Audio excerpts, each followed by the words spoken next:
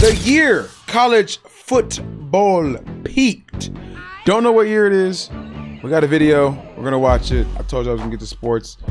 And we're going to do that. Certified king of the sport. They just demolished Oklahoma in the national championship. Vic back at it again being trash. Look at his face, y'all. How your beard and mustache both boneless. He built like an inflatable Joe Swanson. Also Vic loves candy corn and black licorice. It's his favorite snack and he eats it with his kid.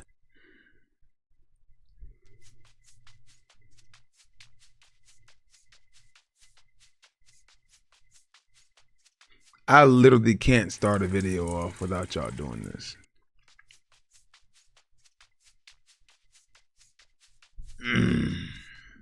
55 points on the Sooners. Matt Leinart tossed 5 touchdowns. Reggie Bush and Lendell White went for over 260 yards, and the Trojan defense dominated the Sooners, forcing them into 5 turnovers. But even more terrifying than this performance was the fact that almost all the Trojans were coming back. Winning the downloading. Heisman National Championship was like a dream send-off, but Matt Leinart wanted to make history, and his weapons came back with him. Most importantly, Thunder and Lightning. Lendell White, aka Thunder, was their 235-pound bell cow back who broke you down one run after the next, while Reggie Bush, aka Lightning, ran every which way around you. Add in Dwayne Jarrett and Steve Smith, and this offense was unstoppable. But for as scary as USC looked, challengers were rising up to stop their three-peat. After a small hiatus, Ohio State was squarely back in the picture. They had NFL bodies all over their team. Santonio Holmes had hands like glue, while Ted Ginn Jr.'s speed kept defensive coordinators up all night. Defensively, they were led by their All-American A.J. Hawk, but Troy Smith, their promising junior quarterback whose last performance versus Michigan put the league on notice, had the Buckeye fans most excited. And speaking of those Wolverines, they too looked like a contender. After standout freshman years, the duo of Chad Henne and Mike Hart were back for their highly anticipated sophomore season. Down south, a group of programs were fighting to reclaim their former glory, starting in Knoxville, where Tennessee came in as the third-ranked team looking to build on last year's 10-win season. LSU wasn't too far behind. With Nick Saban off to the NFL, Les Miles took over an incredibly talented group who had won the national championship just 2 years prior. In Blacksburg, Marcus Vick was preparing to return the magic his brother first brought to Virginia Tech back in 1999. And down in Florida, Urban Meyer was aiming to bring back the offensive explosiveness the Gators first saw under Spurrier. The prior year, he led Utah to a historic undefeated season in which they averaged 45 points a game and earned Alex Smith the top pick of the NFL draft. But the Texas Longhorns looked like the team most capable of dethroning USC. In 2004, they only had one real blemish, a tough 12-0 loss to Oklahoma. This year, Vince Young was ready to take over. His Rose Bowl performance against Michigan, a 372-yard, 5-touchdown game, previewed to the nation a rare ability to almost single-handedly win a game. Throw in Jamal Charles, along with NFL talent across the defense, names like Brian Orakpo, Aaron Ross, and Michael Huff, and the Longhorns were built to be a legit problem for the Trojans. But USC wasn't thinking of the Longhorns when they started the year at Hawaii. They were focused on showing off, and that's exactly what they did. Within 5 minutes, Darnell Bing took a pick 65 yards back to the house. From there, it was an offensive explosion. Reggie took off for a 41-yard touchdown. Dwayne followed it up with his second touchdown catch, and Steve Smith topped it off with a 67-yard bomb down the right sideline. The final read 63-17, but they saved an even worse beating for Arkansas 2 weeks later. In that game, Reggie opened up with a 76-yarder. 2 minutes later, he added another, this time in the air with a 30-yard pass from Leinart. In total, Bush would put up nearly 200 yards on only 11 touches as USC annihilated Arkansas 70-17. Even 24th ranked Oregon was no match for annihilated Arkansas 70-17. Fuck. 70-7, 10 tuds? Damn. Even 24th ranked Oregon was no match for USC's offensive firepower. For the third straight game, both Reggie and Dwayne would each score twice. The Trojans ultimately scored 35 unanswered second half points to win 45-13. But as USC was steamrolling lesser competition, other challengers were flying up the rankings, Florida State being one of them. With a 10-7 win over 9th ranked Miami, the Seminoles inserted themselves back into the national conversation. Yes, it was an ugly win, but the Seminole defense showed out, forcing 3 turnovers, including 2 picks. And they weren't the only team in Florida making noise early on. Urban quickly made headlines with an impressive top 10 matchup. 3 weeks into his first year, he welcomed Tennessee into the swamp. The game was a low-scoring affair, dominated by both defenses, but Urban's Gators made just enough plays to earn arguably the biggest win of September. While Tennessee Tennessee would fall to the Gators, they redeemed themselves the following week versus LSU. Down 24-7 in the fourth, the Volunteers went on a 17-point run to stun Death Valley and force overtime. Gerald Riggs finished them off with a 1-yard game winner to cap off an incredible 30-27 win. Up in Virginia, Marcus Vick's Hokies were flying up the ranks. At the end of September, they put an absolute beatdown on 15th-ranked Georgia Tech. The Yellow Jackets had future NFL star Calvin Johnson, who would score in the third quarter, but that was the only success they'd find. The Hokie defense was smothering, taking back multiple pick sixes in a 51-7 rout that had Virginia Tech on the cusp of being a top 3 team. Georgia was seeing a similar surge behind their quarterback, DJ Shockley. In week 1, he immediately threw his name in the Heisman conversation with his incredible 6-touchdown performance against 18th-ranked Boise State. But one of the most impressive teams in September, especially offensively, was Notre Dame. Charlie Weiss took over after a Super Bowl win with the Patriots and had the Fighting Irish looking like a real threat. In week 1, he took Notre Dame into Pittsburgh, ranked 23rd at the time, and dropped 42 on them. The very next week, he made the whole sport take notice by going into the Big House and upsetting 3rd-ranked Michigan 17-10. They would slip up to Michigan State the following week, but it'd take a 44-41 overtime loss to take them down. Nevertheless, with Brady Quinn leading the offense, flanked by Darius Walker and Jeff Samardzija, the Fighting Irish proved in September they weren't going to be an easy out for USC come October. But for all the action that happened in September, the most consequential took place up north in Columbus, Ohio. In the second week of the season, 2nd-ranked Texas entered the Horseshoe to take on the 4th-ranked Ohio State Buckeyes. In the BCS era, the stakes could not be higher. The winner had a clear path to the national championship game, while the loser's season would be on the brink of collapse already. Texas took control early. On the first drive, Vince Young displayed how dangerous he was when he took off for a 32-yard scramble. While that drive ended with only a field goal, Young followed it up with a touchdown to Billy Pittman to grab an early 10-0 lead. But Ohio State was too talented to stay scoreless. On their next 2 drives, they'd get a field goal before tying the game up at 10 with a beautiful touchdown pass from Smith to Santonio Holmes. From there, the Buckeye defense took over. A.J. Hawk snagged a pick, then grabbed a fumble recovery in back-to-back possessions. Suddenly, Ohio State was in full control with a 16-13 lead going into half. And they only built on that momentum in the third. Nate Sally immediately intercepted Vince Young, giving the Buckeyes the ball back with great field position. But the Longhorn defense could not be broken as they continued to force the Buckeyes to settle for field goals. As a result, with only 5 minutes to go, the Longhorns somehow found themselves with the ball and a chance to take the lead. That's when Young gave the nation a preview of things to come this season as he drove Texas down the field before delivering the perfect ball to Lima Swede in the corner of the end zone for the go-ahead score. The Longhorn defense sealed the win only 2 plays later when they stripped Justin Zwick. Texas had the biggest win of the year already in their pocket, and Vince Young looked like the scariest player in the country, going for over 300 yards against the top 4 teams. Matt Nagy is the offensive coordinator for somebody.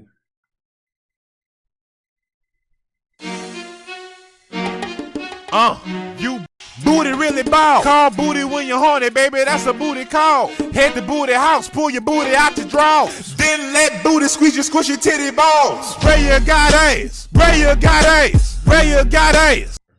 Team. But for as close as the Ohio State game was, the month of October turned out to be the total opposite for the Longhorns. They started the month off by pulverizing Missouri 51-20. 1 week later, they squared up against Oklahoma, the team they hadn't beaten since 1999. But after Jamal Charles' 80-yard touchdown run in the first quarter, the doors blew off. Texas scored 1 touchdown after another, rolling right over Vic type beat. Bro. I'm only doing shit that's gonna make me elevate. Only want people around that's gonna make me better. It's a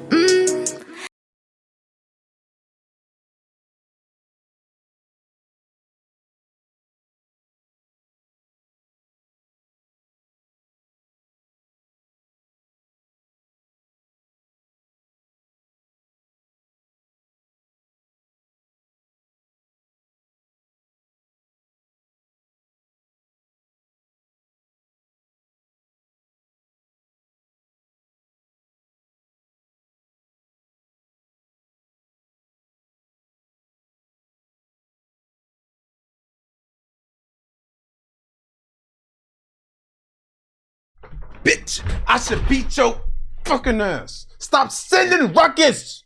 Stop.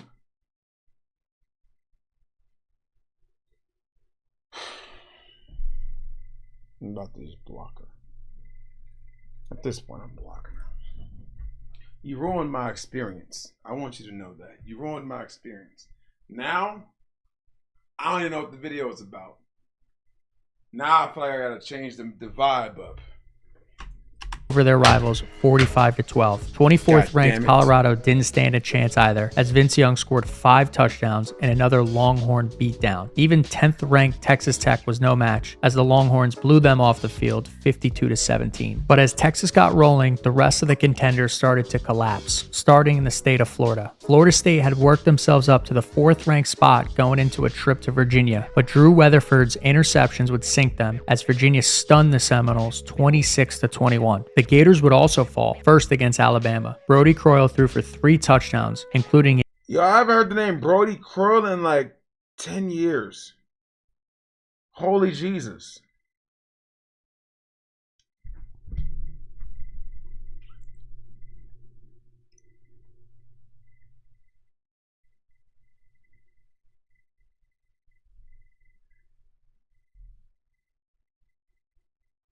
An 87-yard bomb in the first quarter that would kickstart the eventual 31-3 beatdown. 2 weeks later, LSU put the nail in the Gators' coffin by beating them 21-17 in Death Valley. But the Gators wouldn't give up. Instead, they'd play the role of spoilers in their next game against their hated rivals, the 4th-ranked Georgia Bulldogs. Florida took advantage of the fact Georgia had lost DJ Shockley to injury as they shut down the Bulldog offense and pulled off the 14-10 upset. But the upset frenzy wasn't only reserved for the South. On October 8th, 16th ranked Penn State welcomed 6th ranked Ohio State into Happy Valley and smothered them. As the defense stifled the high-powered Buckeye offense, Michael Robinson made just enough plays on offense, including his 1-yard touchdown run in the second quarter. Ultimately, turnovers would be the difference as Penn State walked out with a massive 17-10 win. But Penn State wasn't immune to the chaos, as they'd fall victim just 1 week later at the Big House. In a thrilling back-and-forth fourth quarter, where a total of 39 points were scored, Penn State looked like they'd escape with a win after Michael Robinson's touchdown run with only 53 seconds left. But Chad Henne marched the Wolverines into striking distance to give them a shot for the win. And on a 4th and 4, Henne connected with Mario Manningham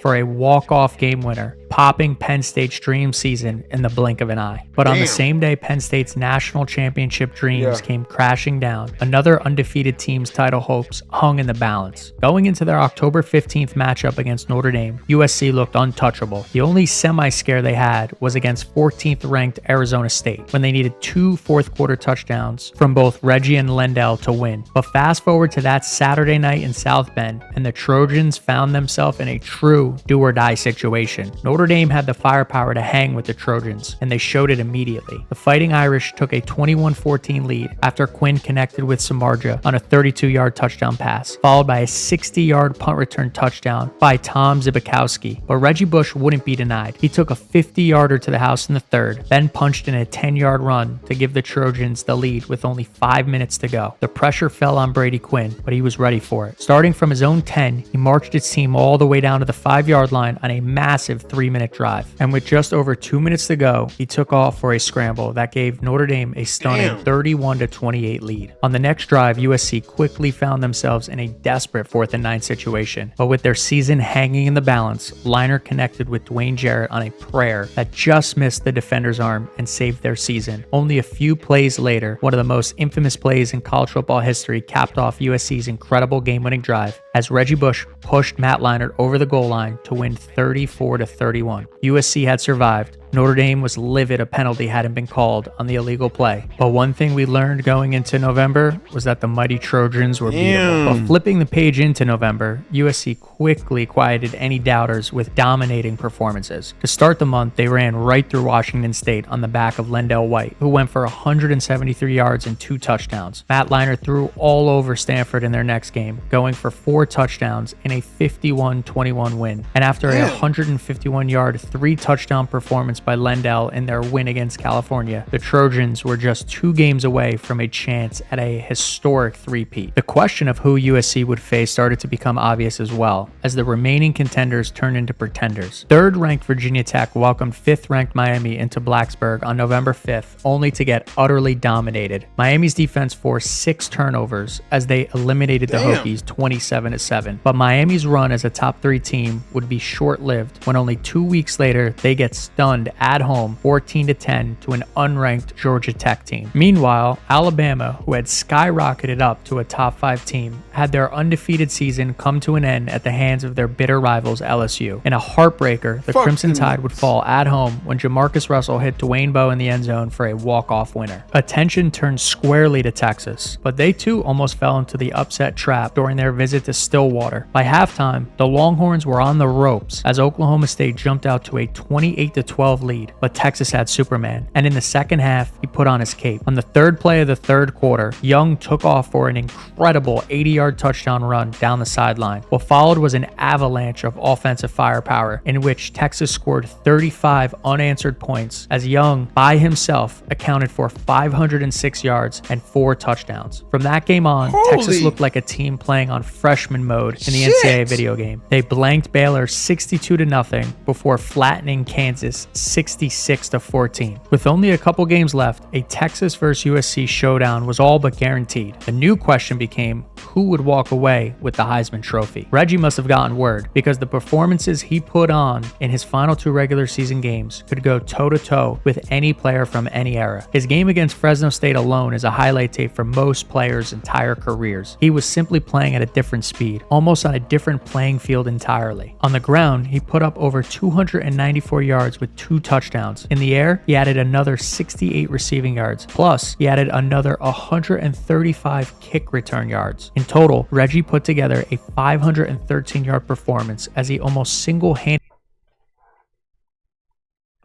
Oh my God.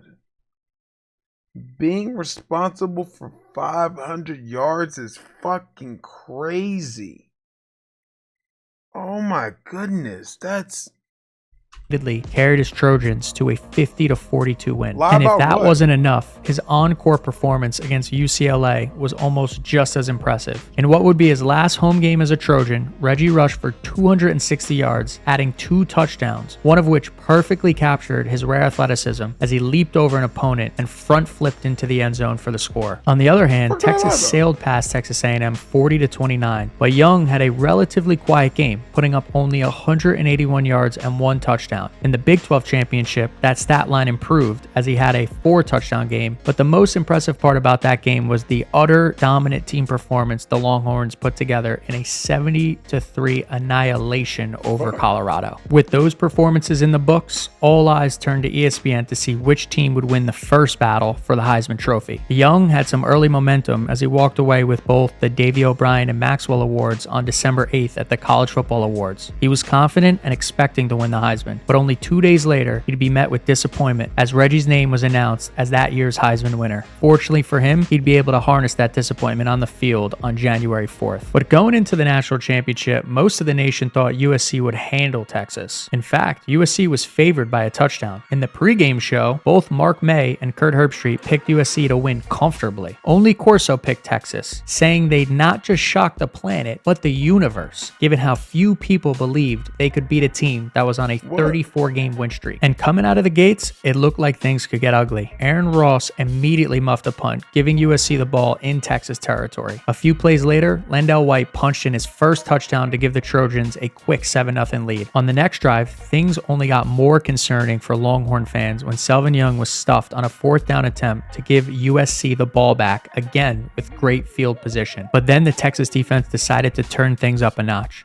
They got their own turnover on down shortly after, stuffing Matt Leinart for no gain on a QB sneak. And to start the second quarter, they started producing turnovers. For the first one, good fortune was on their side. Reggie exploded out of a screen pass, juking defenders as he took it 35 yards, but attempted a lateral to an unsuspecting teammate who fumbled it over to the Longhorns. They'd take advantage of the good fortune as Vince Young marched Texas down the field, setting up a 46-yard field goal to make it 7-3. That Longhorn defense would strike again a few plays later when Michael Griffin made an incredible interception just just getting a foot in to steal what looked like a Steve Smith touchdown. Texas would capitalize again, this time behind Jamal Charles and Selvin Young, who marched them down the field, with Selvin ultimately running it in to take a 9-7 lead. After a quick 3-and-out, the Longhorn running attack kept rolling in the second quarter as Ramonce Taylor took off for a 30-yard touchdown run. USC was able to salvage the half with a late field goal, but heading into halftime, the whole nation was stunned as Texas held a 16-10 lead and looked like a team that didn't just belong, but was the better team. But Pete Carroll must have given some speech, because the Trojans came out firing in the third. Their defense immediately forced a 3-and-out. Leinart going with Dwayne Jarrett, connecting with him on a 24-yard strike to get inside the red zone before Lendell White finished that drive off with his second touchdown run, giving them back a 17-16 lead. Young responded, showing off both his arm and his legs as he punctuated the next drive with an incredible 14-yard touchdown run off a read option to take a 23-17 lead. But the Trojan offense had caught fire. Leinart and Jarrett connected again for a big 24-yard gain that set up White's third rushing touchdown of the game as he broke through the middle on a 4th-and-1. As Vince Young took off for a 45-yard run to get Texas within field goal range to start the fourth, it looked like things were shaping up to be an instant classic. But for the second time in the game, Texas kicker David Pino missed a kick. This one a 31-yard chip shot. Thunder and Lightning took advantage as Lendell had one bruising run after the next to set up Reggie's 26-yard touchdown burst down the sideline to extend their lead to 8 points. Young responded with his arm on 2 big throws, but had to settle for a field goal after a near disastrous fumble that luckily seemed to bounce right into the arms of his own lineman. But field goals weren't going to cut it against this USC offense that was firing on all cylinders. In just 3 plays, USC went nearly 80 yards, finishing the drive off with yet another Leinart to Jarrett strike that saw Jarrett eat hits from 2 defenders before diving into the end zone. With that score, the USC three-peat looked finalized as they took a 38-26 lead with just under 7 minutes to go. But then, Vince Young made history. He made one pass after the next, getting within scoring distance with just over 4 minutes to go. He finished that drive off with an incredible 17-yard scramble to make it a one-score game. For one last time that season, the Texas defense needed to come up big, and they would, as on a 4th-and-2 attempt that would have won USC the game, the Longhorn defense stuffed Lendell White to give the ball back to Young. He made the most of it with a little help from the Trojan defense. He'd first convert a 3rd and 12 thanks to a devastating face mask penalty by USC. Then, it was broken tackles that allowed Texas to get within the red zone while stopping the clock. But the odds still leaned in USC's favor as Vince Young snapped the ball on a 4th and 5 with only 26 seconds left. He looked left only for a moment before taking off for one of the most historical touchdown runs in the sport's history. Miraculously, Texas had taken the lead just before the clock struck midnight. And when fucking crazy. I'm sorry. I